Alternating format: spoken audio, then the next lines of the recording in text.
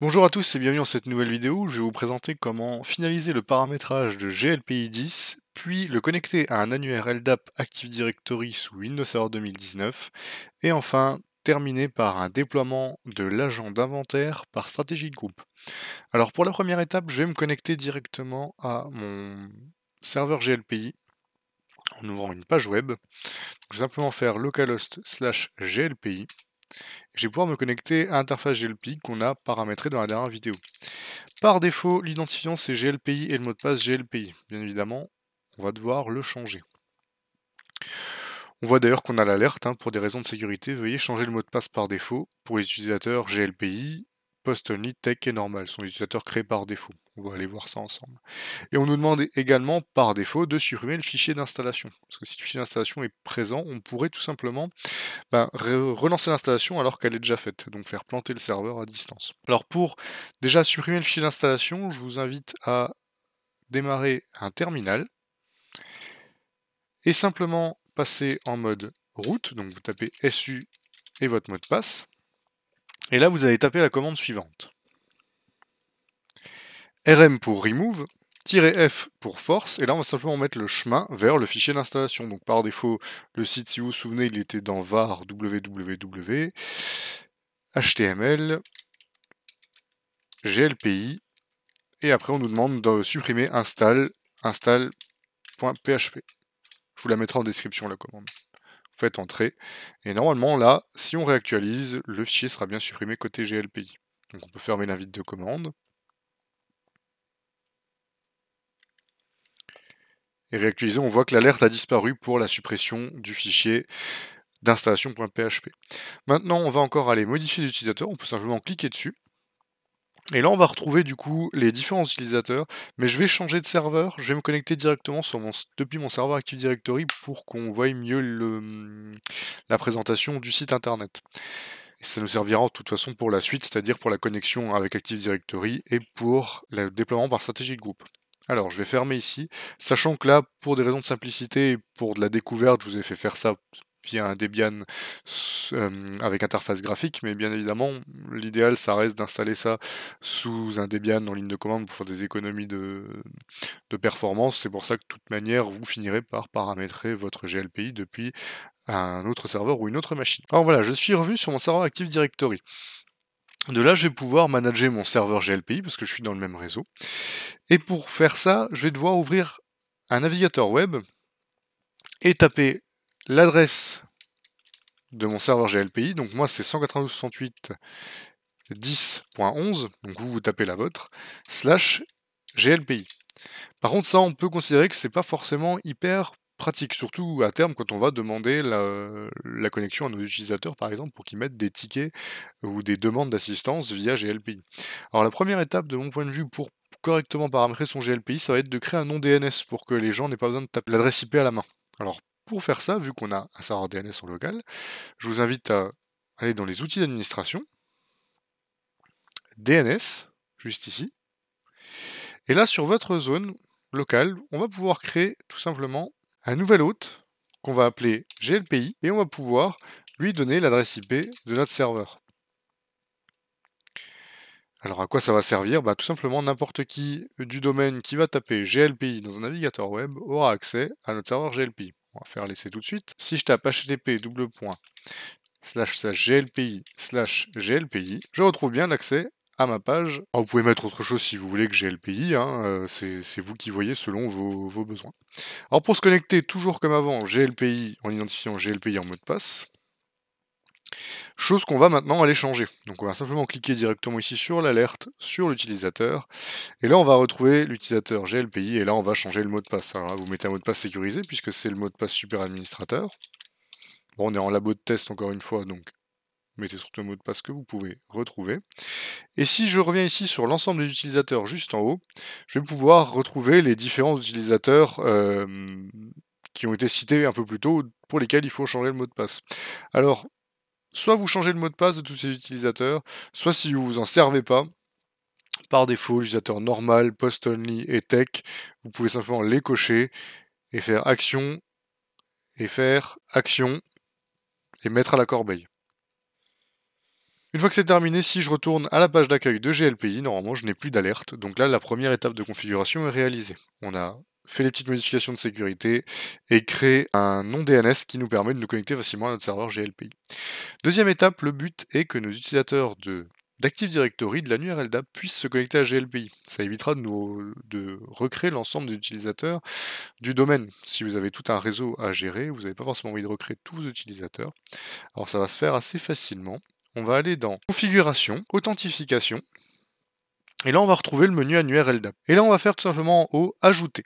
Et là on a Préconfiguration. Nous on travaille avec Active Directory, donc vous pouvez cocher sur Préconfiguration Active Directory, ce qui nous permet de remplir par défaut le filtre de connexion. Donc ce qui nous permet d'avoir déjà ce que le serveur doit rechercher sur notre serveur Active Directory, ainsi que les champs de la base de données d'Active Directory. Active Directory, il faut savoir que ça gère donc un annuaire LDAP, c'est en fait une base de données. Et chacun des champs qu'on va rechercher, c'est simplement des champs de base de données. Donc Sam Account Name, par exemple, c'est l'identifiant de vos comptes Active Directory, et l'Object Grid, c'est le numéro unique de chacun des objets que vous créez. Nous, on va devoir remplir le reste. On va déjà devoir donner un nom. Alors le nom, vous pouvez mettre le nom de votre serveur Active Directory. Moi, je vais mettre le nom de mon serveur. Après, là, c'est un nom d'affichage, hein, donc c'est comme... Vous n'êtes pas obligé de mettre le vrai nom. Moi, je mets quand même le vrai nom pour m'y retrouver. Et juste en dessous, dans serveur, je vais mettre vraiment le vrai nom du serveur DNS. Ça, c'est obligatoire. Petite correction ici, il faut bien préciser le nom de domaine que j'ai oublié de faire. Ce sera mon seul serveur, donc je vais mettre par défaut. Et je vais le passer en actif. Ensuite, on va me demander où je dois rechercher les informations de compte utilisateur. Alors ça, c'est simple, vous allez aller le retrouver en baissant cette fenêtre, en allant dans Utilisateur et ordinateur Active Directory. Et là, vous allez repérer l'unité d'organisation qui vous intéresse, là où vous voulez récupérer les utilisateurs. Moi, je les ai rangés dans l'UO GA, puis l'UO utilisateur, et c'est là que j'ai l'ensemble de mes utilisateurs. Alors la notation va se faire en notation Distinguished Name, donc DN, donc c'est un peu particulier. Pour ce faire, on doit aller du plus précis au plus global, en précisant les OU et le nom de domaine. Alors moi, c'est l'OU, si on se souvient, à la plus proche, utilisateur, donc on tape OU égale utilisateur, virgule, on met ensuite l'OU d'au-dessus, moi c'est l'OU GA, donc OU égale GA, virgule, et ensuite on va mettre le nom de domaine. Donc moi c'est geekadvisor.local, donc ce sera dc égale geek-advisor, dc égale local. Bien évidemment à adapter en fonction de vos différentes informations. Hein. Ensuite, l'étape suivante, ça va être de spécifier un compte qui a le droit de se connecter à l'Active Directory pour récupérer les informations. Alors, soit par défaut, vous mettez le compte administrateur, mais c'est pas forcément très sécurisé. J'ai plutôt tendance à créer un compte dédié pour GLPI. Alors pareil, on va retourner dans outils d'administration et utilisateur et ordinateur Active Directory. Et on va simplement créer un nouvel utilisateur GLPI. Alors moi je l'appelle co-GLPI, comme ça je sais que c'est pour ma connexion GLPI. Et vous lui mettez un mot de passe. Donc là, notre utilisateur co-GLPI est créé. Je vais retourner sur ma page de configuration et là je vais mettre le nom du compte. Alors là on va simplement taper le nom suivant, donc c'est-à-dire que co-glpi @geekadvisor.local. Ça c'est un nom complet. C'est un nom comme ça qui est attendu pour se connecter. Et enfin vous mettez votre mot de passe que vous avez mis juste à l'instant. Et vous faites ajouter. Et une fois que c'est fait, on va pouvoir aller simplement le tester. Donc pour ça, on va aller dans annuaire LDAP. Pour ça, on va cliquer sur le nom de serveur, puis sur tester, et enfin tester. Et là, on voit que le test est réussi. Donc à partir de là, nos utilisateurs peuvent se connecter à GLPI. On va essayer tout de suite. Si je me déconnecte avec l'utilisateur GLPI, je vois qu'ici, dans source de connexion, maintenant, j'ai mon serveur AD et base interne GLPI. J'ai la direction. Je tape le mot de passe Active Directory, attention, bien le mot de passe de session de la personne. Et je fais se connecter. Et là, je retrouve du coup mon environnement d'utilisateur où je vais pouvoir créer notamment des tickets, ce qui est en général le but des utilisateurs quand ils se connectent à GLPI. Là, si je me déconnecte, donc là je retrouve bien l'utilisateur direction, et si je me déconnecte, je peux me reconnecter en GLPI et vous mettez bien le nouveau mot de passe administrateur. De toute façon, si je fais ça, je prends bien base interne GLPI. Et si je fais ça, du coup, si je vais simplement dans l'administration, que je vais dans utilisateur, bah, mon utilisateur GA direction apparaît bien ici. L'étape d'après, ça va être de déployer cette fois la partie inventaire. Donc la légion LDAP, elle permet aux utilisateurs de se connecter avec leur utilisateur Active Directory. La partie inventaire va permettre de faire de la gestion de parc. Alors on a l'assistance ici qui permet de gérer les tickets, donc créées par nos utilisateurs potentiellement d'Active Directory.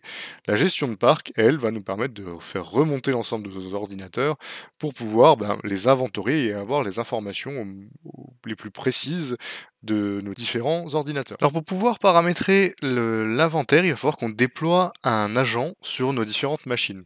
Alors si vous avez déjà des machines virtuelles et que vous souhaitez les inventorier, là moi je travaille qu'en machine virtuelle donc je vais devoir faire cette modification. Je vous invite à aller dans Administration, Inventaire, ce qu'on va faire c'est l'inventaire. Et là vous avez créé un ordinateur pour les machines virtuelles. Alors à cocher pour qu'il vous crée bien l'ordinateur pour les machines virtuelles.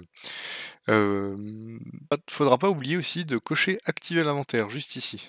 Donc en cochant activer l'inventaire et créer un ordinateur pour les machines virtuelles, on aura fait toutes les modifications pour la partie inventaire. Et on fait sauvegarder à la fin. Donc maintenant que c'est fait, il va falloir qu'on déploie l'agent d'inventaire. Alors pour ça, GLPI vous en fournit un. Donc je vous invite à aller chercher la dernière version en vigueur quand vous faites l'installation sur Internet. Vous tapez simplement GLPI agent. On va récupérer sur le site de GLPI la dernière version de l'agent. Donc là, on est en version 1.4. À vous de voir si vous avez du 64 bits ou du 32 bits. En général, on a plutôt du 64. Et vous pouvez prendre le MSI qui va nous permettre d'être déployé par Strategic Group. Donc là, j'ai correctement récupéré mon agent GLPI, juste ici dans mes téléchargements. Je vais le renommer déjà pour qu'il soit plus facile à utiliser lors de la création de ma stratégie de groupe. Et je vais aller le placer dans un endroit qui sera accessible à mes machines quand je vais le déployer. Encore une fois, c'est ce composant qu'on va installer sur toutes nos machines Windows. C'est ce composant qui va nous permettre de faire remonter les informations dans GLPI.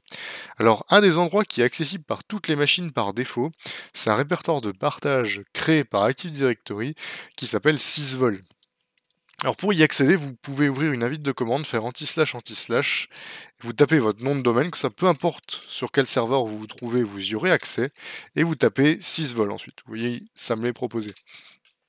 Et dans le sysvol, on retrouve notamment toutes les stratégies de groupe et un répertoire script où on peut mettre tous les scripts d'installation. À savoir que tout ce que vous mettez là-dedans, c'est synchronisé dans tous vos Active Directory. Donc soit vous le mettez là, votre agent GLPI, soit vous créez un partage dédié sur votre serveur de fichiers, c'est vous qui voyez. Là en labo, on va déjà le tester tout simplement comme ça. Donc je vais le placer ici. Et automatiquement ici, ce qui est pratique, c'est que si je regarde les droits de sécurité, les utilisateurs authentifiés ont le droit en lecture, donc tous les utilisateurs de mon domaine et de mes différents domaines pourront accéder et lire le fichier, mais ils ne pourront pas le modifier. Les administrateurs, par contre, bien évidemment, peuvent le faire. Donc ça, c'est la première étape, placer l'agent GLPI juste ici. L'étape suivante, ça va être de créer la stratégie de groupe pour notre UO ordinateur, pour que dès que je mette un ordinateur à l'intérieur, l'agent GLPI s'y installe. Alors, si je réouvre mes outils d'administration juste ici, que j'ouvre utilisateur et ordinateur Active Directory, on se souvient que j'avais créé une unité d'organisation ordinateur juste ici. Par défaut, quand vous ajoutez un ordinateur au domaine, il se trouve dans l'UO computer, juste en haut. J'avais notamment un client et 2 serveurs de fichiers. Je vais déjà prendre mon client et le mettre dans mon groupe ordinateur. Je fais oui. Et maintenant, si je vais dans l'ordinateur, mon client se trouve déjà bien ici. Donc c'est à faire pour tous vos clients, ça va les mettre dans une UO dédiée, ce sera plus simple pour y attribuer des stratégies de groupe. L'étape d'après, si vous vous souvenez de comment on fait les stratégies de groupe, on va aller à nouveau dans les outils d'administration et on va aller dans la gestion des stratégies de groupe, qui se trouve juste ici. Là on retrouve un certain nombre de stratégies de groupe que j'ai déjà fait dans des précédentes vidéos. Nous on va s'intéresser donc à en faire une pour l'UO ordinateur, là où j'y ai placé mon ordinateur client. Je vais faire bouton droit dessus, créer un objet GPO dans ce domaine et le lier ici. Je vais l'appeler déploiement agent GLPI. Je vais faire modifier. Et là, je vais faire une configuration ordinateur, puisque le but, c'est que ce soit mes ordinateurs qui soient paramétrés avec cette stratégie. Alors, ça va être une stratégie. Et je vais aller dans Paramètres Windows. Et là, vous allez simplement sélectionner Démarrage Script. On va vouloir exécuter cette installation démarrage. Donc, je double-clique sur Démarrage. Je fais Ajouter. Je fais Parcourir. Et là, je vais dans le répertoire sysvol Geek Advisor Local Script, là où j'ai mis mon logiciel MSI tout à l'heure, mon installateur. Là, ça nous récupère bien du coup l'install de GLPI. Et on va devoir juste mettre quelques paramètres. Et ensuite, il faudra taper /quiet, serveur en majuscule, égal, et là vous mettrez le lien suivant, alors http votre nom de serveur, donc moi c'est GLPI, / le nom du site, donc moi c'est encore une fois GLPI, /front /inventory .php et vous validez. On va aller voir côté client si en redémarrant le PC l'installation se fait bien. Patientez quelques instants, on peut voir que notre agent GLPI s'est bien installé dans le panneau de configuration. On va pouvoir lancer manuellement un inventaire pour éviter de patienter. Il faut savoir que par défaut, l'agent GLPI va attendre pour envoyer un inventaire pour éviter que tous les agents se connectent en même temps en cas de déploiement massif. Vous pouvez lancer l'inventaire en ouvrant un navigateur et en tapant http://localhost:62.354. Alors à savoir que ça peut se désactiver, reste un serveur web embarqué, donc on ne veut pas forcément que ce soit actif. Ça peut se faire dans les options au moment du déploiement par stratégie de groupe. Là je l'ai laissé, à des fins de test c'est pratique. On va pouvoir faire force on inventory, et là l'inventaire est lancé. Et voilà, si je retourne sur mon serveur et que je vais dans Parc, tableau de bord, dans Ordinateur, je vois bien apparaître mon ordinateur client virtuel 01, type Hyper-V, machine virtuelle sous Windows 10. Notre inventaire est bien fait. Si je clique dessus, je reçois toutes les informations relatives à cette machine. Voilà, on a terminé notre installation de GLPI. On a commencé par finaliser le paramétrage en supprimant le fichier d'install PHP et en modifiant les utilisateurs existants. On a ensuite procédé à la connexion à un annuaire LDAP Active Directory pour la connexion des utilisateurs et la gestion des tickets. Et on a ensuite procédé à un déploiement de l'agent GLPI 10 par stratégie de groupe sur nos machines clientes pour pouvoir les inventorier automatiquement. À ce stade, GLPI est utilisable, mais il faudrait encore passer du temps pour le sécuriser. Notamment, vous vous souvenez, à la dernière vidéo, il y avait certains répertoires où il fallait changer les droits d'accès et passer GLPI en HTTPS. Vous pourrez aussi revoir la possibilité ou non de laisser le serveur web embarqué sur les GLPI clients. Donc là, il y a pas mal d'options encore à faire pour rendre GLPI sécurisé.